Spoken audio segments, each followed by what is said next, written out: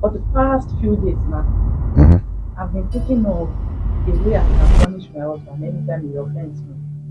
You want to punish your husband? Yes. Are you a demon or I'm not a something? demon. I just don't want to do it the way others are doing it. Okay. No, What's the others? How do others do theirs? others they used to stab their husband of sex.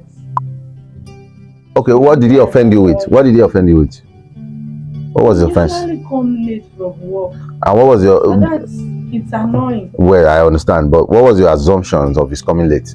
What do you think he's doing wrong? Because coming late is not a problem.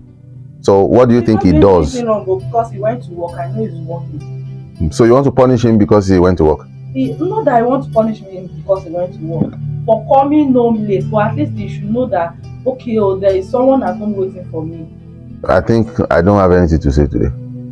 We are beginning to irritate me heavily. No, you are a man now, so you should know a way a woman can. No, I'm trying to evaluate this because I don't want to give you a wrong advice. Now you say this man is coming home late. Yes. Because he has gone to work, and you believe he has actually gone to work. I know. Okay, so what do you want to punish him for? For coming home late every day, even if it's twice in a week, you should know that okay, oh, let me close very early today because of people at home. And he has never done that before. No. What time does he come home? What time? 11:30, 12. No, that's not work now. Nobody comes home 11:30, 12. Is he a thief? It's an arm robber. No. So maybe you should ask him what he does for a living. CEO of where, and then you come home 11:30, 12. Just sleep there now and come back when you have time. I think he usually hang out with his friends after closing. And that's what is getting you angry. That's what is getting me angry. Exactly. Now you are I told talking. him to stop working. Wait first. Once you listen, once you want to ask me questions, you tell me the truth. Don't stress me unnecessarily, because what you are doing is trying to pad this thing. If a man is hanging out with a friend and is coming home late, that is not a good thing. But you claim he's working. If he's working, if he likes, let him sleep there. That's okay, because he has to provide any way he wants to do it. But I knew something more was there. You can't criticize your husband because of him working, because he hangs out with his friend. And have you asked him? I've asked him several times. What was usually his response? He's always like, they are my friends now. At least I should have time for them. You have time for your friends. You don't have time for your wife. No, that's not. Maybe you have to tell him to see me. There's no way that's going to be a good one. But you can't punish a man. No, you can't punish a man, because you're practically going to push him out the more. Somebody that's not even at home in the first place, you now want to punish him, so he won't have peace at home, so he has no reason to even come back. You say he's coming 11, 12, now he won't even come at all, because you now make the home unbearable. The reason he's still coming 11, 12 is because he feels he has you. Once you start misbehaving or doing anything to punish him, he's going to move out the more, and you won't know. So now you still have a marriage, now you still have a husband. In the nearest future, you will have none. And I'm sure you might be angry to say, it's better I don't have none than to have halfway. But ask people that are divorced, they will tell you the truth. Because you cannot live a life of vacuum. So one way or the other, you might change the personnel, but that vacuum has to be filled one way or the other. So if you say, I don't want my husband again, you still need to put another man there. But his vacuum has to be. Exactly. No, all you can do, if I'm to advise you, is to get busy with some other things that can fill in that gap before it comes back. Because you've been married for about 14 years, I've been 15 years. How many years? Yeah. And has he been like this? He has always been like this. And so at what point are you, now you're old, you are just looking for trouble? He will change. And then you continue to think he will change. One day he will change. Maybe when you guys are 70. But don't create an unnecessary problem. You are relatively calm and peaceful. You can't have everything in this life, understand that. But with the position of what I know about you and where you are at the moment, you are okay. You have your children, you have your family, you have love. But we don't have him. It's like we are losing him every. You are not losing him. You just said he's doing the same thing for the past 14 years. But so if you wanted to lose him, you would have lost him. Nobody does something for 14 years and changes again. That's their lifestyle. That's the way they think life is to be run. If you ask him now, his dad behaves the same way. Just look at it.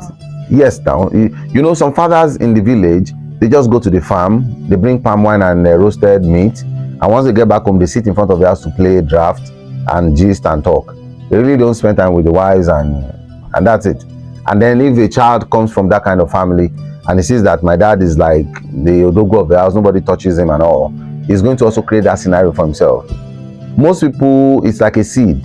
Children learn things from their parents. You know, I saw this thing in Kobe Obidra or Obidi or something. I don't know if you know this lady that dances. The husband is a white man, and the white man divorced her and said he divorced her because of their child. And everybody was saying, what kind of rubbish is that? How do you divorce a mother and you say because of the child? Like, I'm going to destroy the child, blah, blah, blah. And he said his 4-year-old daughter was twerking on him as the father. Also, the daughter is learning what yes, because the mommy is dancing. So the daughter just naturally, you know, the mother dances on TikTok and all these places. So the child too was just learning like that. So you think somebody is that's why you knew the woman is a dancer before you can come married to you. Yes, but now you are married, that you can't continue to behave the same way after marriage, except it's a source of income for food.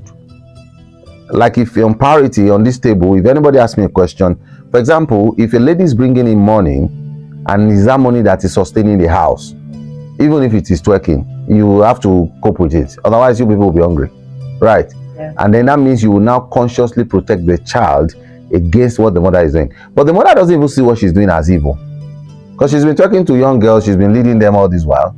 She feels it's okay, I'm just dancing. Meanwhile, you can dance all that kind of dances that doesn't involve twerking, but she chose to do that. I don't know them. Besides, I'm just using that as an example, because I know some people say, no, she doesn't twerk. I'm not arguing with anybody. I'm just saying what I read and what I saw on social media as an advice. You can't come after me, I'm not available. So the reality here is, you technically have to live life on a platform of seasons and time. If you are young, you can behave as young. If you are old, you behave as old. The only ridiculous thing now is everybody becomes another version of themselves in terms of season and all, and they still want to do exactly the same thing they've been doing all their lives. It's just like me. Look at me. I saw this on President Tinubu's body before he became president. I noticed that when there was a guy who was a classy tailor who came to measure him, and they gave him a cloth that was big. It was very big, like as if. And I was thinking then, how would you have money and you don't have style? How do you have to wear everything this loose? I've forgotten that because of his age, at that age, you can't be wearing one tight cloth like we guys were wearing then. And then fast forward, me, I've not even grown to his age. At this level, you can't wear me anything tight. It's very inconvenient. But young guys will wear their jeans, they will slim fit it. But as you grow older, you now discover that you need comfort, you need breeze. So your clothes start getting bigger. But you still see some girls now, or some women who are already 45, they are still looking for jeans to wear and become like they are 21. That's why they are struggling with everything. Once you grow, enjoy your age, enjoy what happens at your age. You can't be desiring, especially for women, they desire what happens when they were younger. A 50-year-old woman wants to look like a 21-year-old. They want to look that tiny, and the size and the shape. It's complete rubbish. Nobody is forever young. One of the reasons why we love God is because he's not young. One of the reasons we love him is we even call him Arugbo Ojo, like, man, we don't old, we never die, we no go fit die. So he's enjoying his position as somebody who cannot die, who is the overall Oga of everybody. But here you are 50, you are hoping you become 12. And the reason for it, because you think our men like 12-year-old. Who told you our men like 12-year-old? Because the men used to go after the young blood. That's not the truth. They still go after the old chaps too. It's what they find importance in. A man can go after anything. Some people are gays. Does it make any sense? Why are they going after men? Whatever they find value in. Some people go after animals. What's the value of an animal? Abi, you never heard that one before. It's what everybody find value in. Yes, now that's the whole thing. Whatever you're exposed to, whatever rocked your boat, that's how everybody does. Those of us that accepted Jesus, what do you think we are doing? We find value in it. So never ever imagine somebody is chasing young people. No, that's where they find value. I don't like young people. Okay, don't let me say it like that. I like young people, but not in the process of sexuality.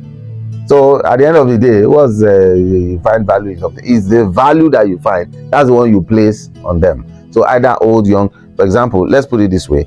If you pick an absolute 25-year-old man and you put, let's say, Alakija, all these bank CEOs are wealthy, and you say they should choose between them and, let's say, Necho, who do you think an average person that is a conjurer? Don't start naming names. Human being is human being. They only found value in Alakija because she has money. Thank you.